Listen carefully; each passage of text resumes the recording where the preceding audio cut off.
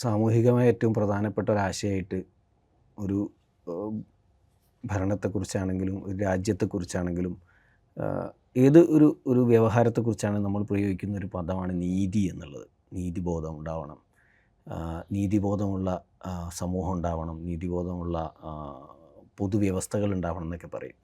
അങ്ങനെ പറയുമ്പോൾ പൊതുവേ നമ്മൾ അർത്ഥമാക്കുന്നത് ഭരണകൂടത്തെയോ അല്ലെങ്കിൽ കോടതിയെയോ പോലീസിനെയോ അങ്ങനെ ഡയറക്റ്റ്ലി നമ്മൾ കാണുന്ന ഒരു നമ്മളുമായി നേരിട്ടിടപഴകുന്ന നമ്മെ മുഴുവൻ നിയന്ത്രിക്കുന്ന ആളുകളെക്കുറിച്ചൊക്കെയാണ് പലപ്പോഴും നമ്മൾ അവർക്ക് നീതി ഉണ്ടാവണം എന്ന് പറയുന്നത്. നീതിക്ക് വേണ്ടിയുള്ള ഒച്ചപ്പാട്, നീതിക്ക് വേണ്ടിയുള്ള സമരം എന്നൊക്കെ പറയുകയും പൊതുവെ എല്ലാവരും അതിൻ്റെ ഒരു ഭാഗമാകും എന്ന് മനസ്സിലാക്കുകയും ചെയ്യുന്നതാണ്. യഥാർത്ഥത്തിൽ ഈ നീതി എന്ന് പറയുന്നത് അങ്ങനെ ഭരണത്തോട് മാത്രം ബന്ധപ്പെട്ടതല്ലല്ലോ, കുറച്ചുകൂടി എല്ലാവർക്കും ഉണ്ടാവേണ്ടതല്ലേ? അതേക്കുറിച്ച് നമ്മളൊരു കാഴ്ചപ്പാട് നമ്മൾ രൂപപ്പെടുത്തേണ്ടതുണ്ട്. ശരിയാണത്. പൊതുവിൽ ചില വേർഡ് കേൾക്കുമ്പോൾ വേഗം നമ്മുടെ മനസ്സ് റിലേറ്റ് ചെയ്യുന്ന ചില ആശയങ്ങളാണ് സാറ് സൂചിപ്പിച്ചത്. ആശയങ്ങൾ മാത്രമല്ല, ചില ആളുകളിലേക്ക് അതങ്ങ് കൊടുത്താലേ നമ്മളങ്ങ് ഫ്രീ ആവും ചെയ്യും. അങ്ങനെ പ്രശ്നമുണ്ട്. എന്താ പറഞ്ഞാൽ ഞാൻ നീതി കാണിക്കേണ്ട ആളല്ല, നീതി കാണിക്കേണ്ടവരൊക്കെ കോടതിയും പോലീസും ആണ്, ഭരണാധികാരി. ഈ സക്കാത്തിനെ കുറിച്ചൊക്കെ പറയുമ്പോൾ ആചാര സക്കാത്ത് കൊടുക്കണം എന്നതിൽ നാട്ടിലാർക്കും സംശയമൊന്നുമില്ല. നമ്മളെ കാര്യം വരുമ്പോഴാണ് ഈ സംശയമുള്ളൂ. ശരിയാണത്, കറക്റ്റാണത്. ഈ നീതി എന്ന് പറഞ്ഞാൽ അവനവൻ ഉള്ള ഏരിയയിൽ അവനവൻ നീതി കാണിച്ചിരിക്കണം. അത് ഏത് മൈന്യൂട്ടായ കാര്യമാണെങ്കിലും.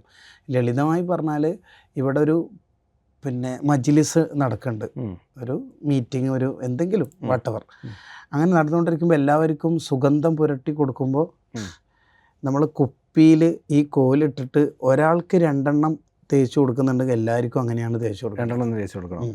അല്ല, ഒരാൾക്ക് മാത്രം അങ്ങനെ പോരാ. നീതി എന്ന് പറയണത് ഏത് മെയിനോട്ടായ കാര്യത്തിലും നീതി ഉണ്ടാവണം. വിശേഷിച്ച് നമ്മളെ മക്കളോട്, ശിഷ്യന്മാരോട്, സ്റ്റാഫിനോട്, പിന്നെ കൂട്ടുകാരോട്, എല്ലാവരോടും നീതിയോടുകൂടി ആയിരിക്കണം. ഇയാൾ അനീതിയുടെ ആളാണെന്ന് ഒരാൾക്കും തോന്നാത്ത വിധം നമ്മൾ പെരുമാറണം.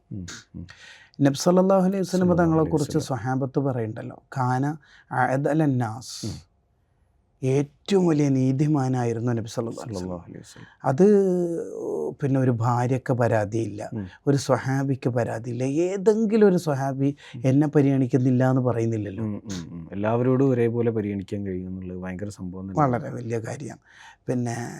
സ്വഹാബത്ത് നബി സല്ലല്ലാഹു അലൈഹി വസല്ലമയുടെ ക്ലാസ്സിനെ കുറിച്ച് പോലും പറയുന്നത് എല്ലാവരിലേക്കും തങ്ങൾ നോക്കുന്ന, ഓരോ സ്വഹാബിക്കും തോന്നും എന്നെയാണ് തങ്ങൾ നോക്കിക്കൊണ്ടിരിക്കുന്നത്, എന്നെയാണ് കൂടുതൽ ശ്രദ്ധിക്കുന്നതെന്ന് തോന്നുന്നു. എന്ന് മാത്രമല്ല, ഓരോ സ്വഹാബിയും പറയുന്നുണ്ട് എന്നെയാണ് കൂടുതൽ ഇഷ്ടം എന്ന് എനിക്ക് തോന്നാറുണ്ട്.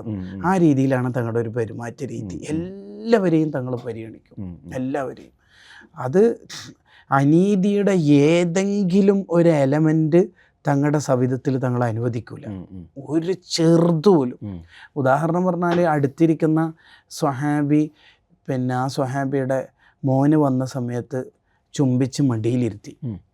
ഇത് കണ്ട മോള് ഓടി വന്നപ്പോൾ ആ കുട്ടീനെ വാരി എടുത്ത് മടിയിലിരുത്തുന്നുണ്ട്. തങ്ങൾ ഉടനെ പറഞ്ഞു, നീതി കാണിച്ചിട്ടില്ലല്ലോ, ഒരു മുത്തത്തിൻ്റെ കുറവാണ്, മോനോട് കാണിച്ച അതേ സ്നേഹം മോളോട് കാണിച്ചില്ല. എന്താണ് ആ ഒരു ഭാഗം നോക്കി, അതാണ് സംഭവം. അത് കാണാനാവുന്ന ഒരു കണ്ണാണ് പ്രധാനം, നമ്മൾ ആ ഫ്ലോയിൽ അത് ശ്രദ്ധിക്കില്ല. അതെ, ശരിക്കും വളരെ വളരെ മൈന്യൂട്ടായ കാര്യം വരെ വിശേഷിച്ച് പാരൻസ് ശ്രദ്ധിക്കണം. നമ്മൾ വിചാരിക്കും ഈ മോന് ഇല്ലാത്ത സമയത്ത് ഈ മോനിക്ക് ഇങ്ങനെ കൊടുത്തിട്ടില്ലേ എന്നൊക്കെ നമുക്ക് തോന്നും. എന്നാൽ പോലും ആ മോനിക്ക് ഒരു അനീതിയുടെ ഒരു എലമെൻ്റ് നമ്മളായിട്ട് ഉണ്ടാക്കരുത്. അത് വളരെ വലിയ ഒരു കാര്യമാണ്. അപ്പോൾ ഒരു ഉമ്മ കയ്യിലിങ്ങനെ പിടിച്ചിട്ട് മോനെ വാ എന്ന് പറഞ്ഞു. ഉടനെ നബി സല്ലല്ലാഹു അലൈഹി വസല്ലം തങ്ങൾ ചോദിച്ചു, കയ്യിൽ എന്തെങ്കിലും ഉണ്ടോന്ന്. ഇത്തപ്പോഴുണ്ടല്ലോ അല്ലേ, ഇല്ലെങ്കിൽ നിൻ്റെ പേരിൽ ഒരു കളവ് എഴുതപ്പെടും എന്നാണ് പറയുന്നത്. മക്കളെ വിളിച്ചപ്പോൾ പാരൻ്റ് ശ്രദ്ധിക്കണം എന്ന് പറഞ്ഞാൽ അത്രയും ശ്രദ്ധിക്കണം. എഹ്ദിലൂബൈന ഔലാദിക്കും, നിങ്ങളുടെ മക്കൾക്കിടയിൽ നിങ്ങൾ നീതി കാണിക്കണം, ഇല്ലെങ്കിൽ പരലോകത്ത് ഒരു ഭാഗം ഇങ്ങനെ ചെരിഞ്ഞു വരേണ്ടി വരുന്നു. ശരിക്കും ഉപ്പാക്കും ഉമ്മാക്കും നമ്മൾ ഹദിയ കൊടുക്കുമ്പോൾ വരെ നീതി കാണിക്കണം എന്നോ. അപ്പോൾ ഇത് ഈ കുട്ടികളോടും നേരത്തെ ശിഷ്യന്മാരോടും എന്ന് പറഞ്ഞല്ലോ, വ്യാപകമായിട്ട് അത്തരം പരാതികൾ ഇപ്പോൾ ഉന്നത കലാലയങ്ങളിൽ നിന്ന് വരുന്നുണ്ട്, ഉന്നത വിദ്യാഭ്യാസ കേന്ദ്രങ്ങളിൽ നിന്നൊക്കെ. പിന്നെ എല്ലാം ശരിയായിക്കൊള്ളുന്നില്ല, ചിലതൊക്കെ കുട്ടികളുടെ തോന്നൽ പോലും ആവാം. എങ്കിലും അങ്ങനെയുള്ള പരാതികൾ വ്യാപകമായി വന്നുകൊണ്ട് ചില കുട്ടികളോട് കൂടുതൽ കാണിക്കുന്നു. ആ തോന്നലുകൾക്ക് നമ്മൾ വഴിവെക്കരുത്. ചിലപ്പോൾ നല്ല മിടുക്കനായ അല്ലെങ്കിൽ വളരെ ടാലൻ്റായ ഒരു മോനോട് നമുക്ക് സ്വാഭാവികമായിട്ടും ഒരു അധ്യാപകൻ നിലയ്ക്ക് ഇഷ്ടമുണ്ടാവും. പക്ഷേ അത് അനീതിയുടെ ഒരു വകുപ്പുണ്ടാക്കാൻ കാരണമാവരുത്. ഹൃദയത്തിൽ ഇഷ്ടം അവിടെ തന്നെ വെച്ചേക്ക്. കാണിക്കുന്നിടത്ത് എല്ലാവരോടും ഒരേപോലെ ഇടപെടാൻ കഴിയണം. ഈ വെള്ളിയാഴ്ചകളിൽ ഖുതുബയിൽ തന്നെ ഇങ്ങനെ നീതിയെക്കുറിച്ചൊരു പ്രത്യേക പരാമർശം ഉണ്ടല്ലോ അല്ലേ? ഇടയ്ക്ക് വെച്ച് ഖുതുബൻ്റെ ഒരു ഇടവേളയിൽ ഇപ്പോൾ പറഞ്ഞെല്ലാം കൂടി ഒന്ന് കൺസോളിഡേറ്റ് ചെയ്ത് പറയുന്നതായിട്ട് തോന്നാറ്. ഇങ്ങനെ അള്ളാഹു പ്രത്യേകിച്ച് പറയുന്നത് കൂടി നീതിയാണ് കേട്ടോ. ഇന്നല്ലാഹ യഅ്മുറു ബിൽ അദ്ലി വൽ ഇഹ്സാൻ അല്ലേ? പിന്നെ ഉമർ ബിൻ അബ്ദുൽ അസീസ് റളിയല്ലാഹുവിൻ്റെ കാലം മുതലാണ് ഈ ആയത്ത് ഖുതുബയിൽ അങ്ങ് ഫിറ്റ് ചെയ്ത് പോരുന്നത്. ഈ കാലം എത്രയായിട്ട് എല്ലാ വെള്ളിയാഴ്ചകളിലും പള്ളികളിൽ മനുഷ്യരോട് മുഴുവൻ ആഹ്വാനം ചെയ്യുന്നൊരു പാർട്ട്, നിങ്ങളുള്ള ഏതെല്ലാം ഏരിയകൾ ഉണ്ടോ അവിടെ മുഴുവനും നീതി കാണിക്കണം. 1.5 സഹസ്രാബ്ദത്തിൻ്റെ പാരമ്പര്യമുണ്ട് ആ ഒരു പ്രഖ്യാപനത്തിൽ. ആഴ്ചയിൽ എല്ലാ സ്ഥലത്തും തുടരുകയാണ്. അതെ. നമ്മൾ ഈ ഒരു വെള്ളിയാഴ്ച ജുമുഅ കഴിഞ്ഞ് തിരിച്ചു പോരുമ്പോൾ എടുക്കേണ്ട ഒരു സ്ട്രോങ് ഡിസിഷൻ കൂടിയാണ്. എൻ്റെ സ്റ്റാഫ് മുഴുവനും നീതിയിലായിരിക്കണം. ഈ നീതി എന്ന് പറയുന്നത് എല്ലാ സ്റ്റാഫിനെ കൊണ്ടും ഞാൻ 18 മണിക്കൂർ എന്നല്ലേ പണിയെടുപ്പിക്കുന്നല്ല. ആദ്യം അത് അവിടെയും നോക്കണം. അങ്ങനെയല്ല നീതി നടന്നത്. ഇപ്പോൾ നമ്മുടെ ശരീരത്തോടൊരു നീതിയുണ്ട്. ഇപ്പോൾ ഉദാഹരണം പറഞ്ഞാൽ നമ്മൾ ശരിക്കും ഉറങ്ങണം, ശരിക്കും ഭക്ഷണം കഴിക്കണം. അഹ്ലുകാരോട് നീതിയുണ്ട്, കുടുംബത്തോട് നീതിയുണ്ട്. അവർക്ക് നമ്മൾ സമയം സ്പെൻഡ് ചെയ്യണം, അവർക്ക് അവൈലബിൾ ആയിരിക്കണം. സ്റ്റാഫിനോട് നീതിയുണ്ട്, അവർക്ക് പറ്റുന്നതേ നമ്മൾ ജോലി ചെയ്യിപ്പിക്കാൻ പറ്റൂ. അതുകൊണ്ടാണ് ഈ നമ്മൾ ചുമക്കാൻ വാഹനങ്ങളെ ചിലപ്പോൾ വാങ്ങിയാൽ കുതിര ഒട്ടകമൊക്കെ അതിന് പറ്റാത്തത് നിങ്ങൾ ചെയ്യരുത് എന്ന് നബി സല്ലല്ലാഹു അലൈഹി വസല്ലം പറയണത്. അത് അതിനോടുള്ള അനീതിയാണ്. അപ്പോൾ ഈ നീതി എന്ന് പറയുന്നതോടുകൂടെ ഏകദേശം നമ്മുടെ എല്ലാ കാര്യങ്ങളും അതിൽ വരും. നമ്മൾ സ്വാഭാവികം ഇടപെടുന്ന ഒരുവിധം കാര്യങ്ങളും ആളുകളും നമ്മൾ ഉപയോഗിക്കുന്ന ഉപകരണങ്ങളും നമ്മൾ ഇടപഴകുന്ന മൃഗങ്ങൾ ഉൾപ്പെടെ എല്ലാവരും വന്നു. അപ്പോൾ ആഴ്ചയിൽ ഒരാൾ ഈ ഒരു പ്രതിജ്ഞ പുതുക്കി പൊതുസമൂഹത്തിലേക്ക് ഇറങ്ങലോടുകൂടെ അയാൾ ശരിക്കും ഇതിലെല്ലാം അങ്ങ് ഒരു സമ്പൂർണ്ണനായ വ്യക്തിത്വമായി മാറാൻ പറ്റുന്ന ഒരു ഉപദേശമാണ് ഈ നീതി പാലിക്കണം എന്ന് പറയുന്നത്. അതെ ഷുവറായിട്ടും. കാരണം പിന്നെ തൻ്റെ സ്റ്റാഫ് ഉറങ്ങുന്നുണ്ടോ, പിന്നെ ഭക്ഷണം കഴിക്കുന്നുണ്ടോ, ഇതൊക്കെ നോക്കൽ ബോസിൻ്റെ കൂടി ഒരു നീതിബോധമാണ്. അദ്ദേഹം കൂടിയാണ് ഇന്നല്ലാഹ യഅ്മുറു ബിൽ അദ്ൽ എന്ന ആയത്ത് കേൾക്കുന്നത്. ഇതേ സമയത്ത് ഈ സ്റ്റാഫും ജുമയ്ക്ക് വരുന്നുണ്ടല്ലോ, അയാളും കേൾക്കുന്നുണ്ട്. പിന്നെ മുതലാളിനെ പറ്റിച്ചിട്ടുള്ള പണിയൊന്നും ചെയ്യരുത് എന്നുള്ളിടത്തോളം ഡ്യൂട്ടി ടൈമാണ്. ഡ്യൂട്ടിയോടൊരു നീതി ഉണ്ടാവണം, കമ്പനിയോടൊരു നീതി ഉണ്ടാവണം, മുതലാളിയോടൊരു നീതി ഉണ്ടാവണം. അപ്പോൾ എല്ലാവർക്കും വേണ്ടതാണ്. അതുകൊണ്ടാണ് നമ്മൾ ആമുഖത്തിൽ പറയാൻ വിചാരിച്ചൊരു കാര്യം തന്നെയല്ലേ, എന്ത് നീതി എന്നുള്ളത് ഏതെങ്കിലും ഒരു പാർട്ടിനോട് മാത്രമുള്ള ഒരു കാര്യമല്ല, ഒരു വ്യക്തിയോടോ ഒരു സിസ്റ്റം അല്ല, എല്ലാവരോടും. നബി സല്ലല്ലാഹു അലൈഹി വസല്ലം തങ്ങൾ അർശിൻ്റെ തണൽ ലഭിക്കുന്ന വിഭാഗത്തെ എണ്ണുമ്പോൾ ആദ്യം എണ്ണത് ഇമാമുൻ ആദിൽ, നീതിമാനായ ഇമാം. ഓരോരാളും അവരവരുടെ മേഖലയിലെ ഇമാമാണ്.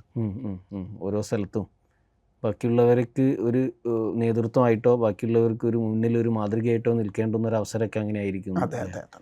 അതുകൊണ്ട് തന്നെ നമുക്ക് ഈ നമ്മുടെ മുൻകാല ഇമാമിങ്ങളുടെ ജീവിതത്തിലും അത് നന്നായിട്ട് പ്രകാശിച്ച് നിൽക്കുന്നതാണ്.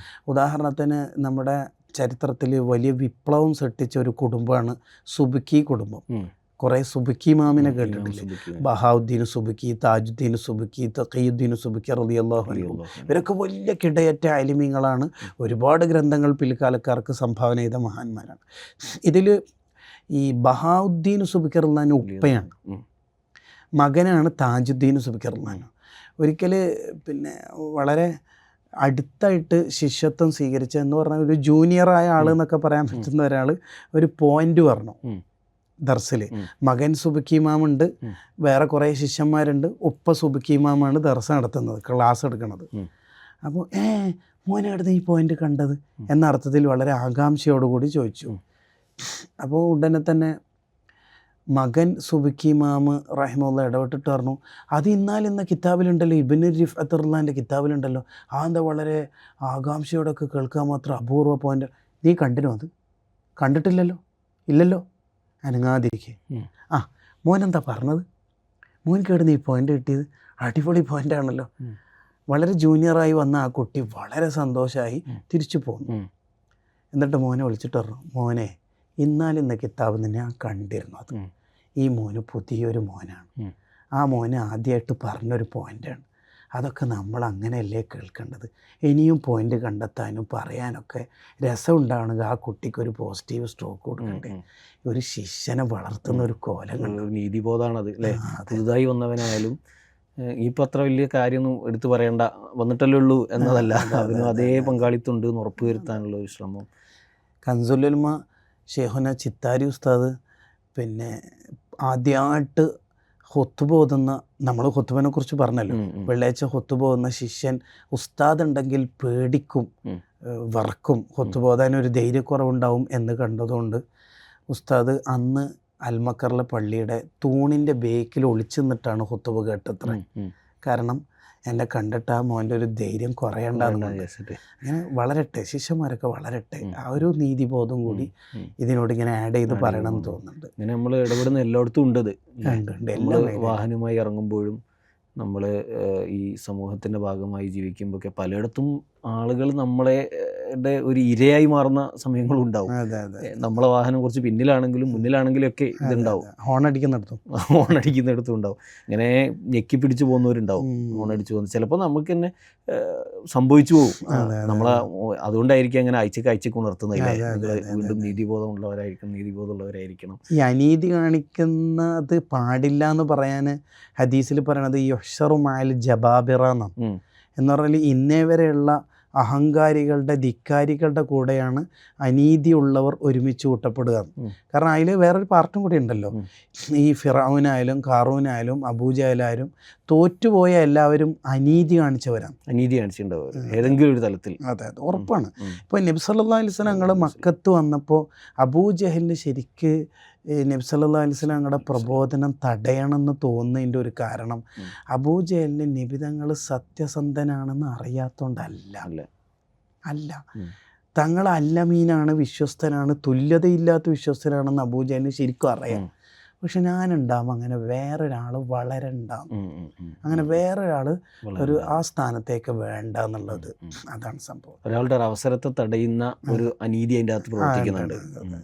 ഇനി നബി സല്ലല്ലാഹു അലൈഹി വസല്ലം മദീനയിലെത്തുമ്പോൾ അബ്ദുല്ലാഹിബിൻ ഉബയ്യബിൻ സലൂൽ എന്ന് പറയുന്ന ആ മനുഷ്യനും ശരിക്ക് ഈ നിഫാക്ക് വരുന്നതിൻ്റെ ഒരു കാരണം ഞാൻ മദീനയിലുണ്ടാകുമ്പോൾ വേറൊരാൾ വരണം, വേറൊരു നേതാവ് ഉണ്ടാവണം. വേറെ മനുഷ്യോൽപത്തി മുതൽ കാബീലിസത്തിൻ്റെ തിയറി മൊത്തം ഇതാണ്.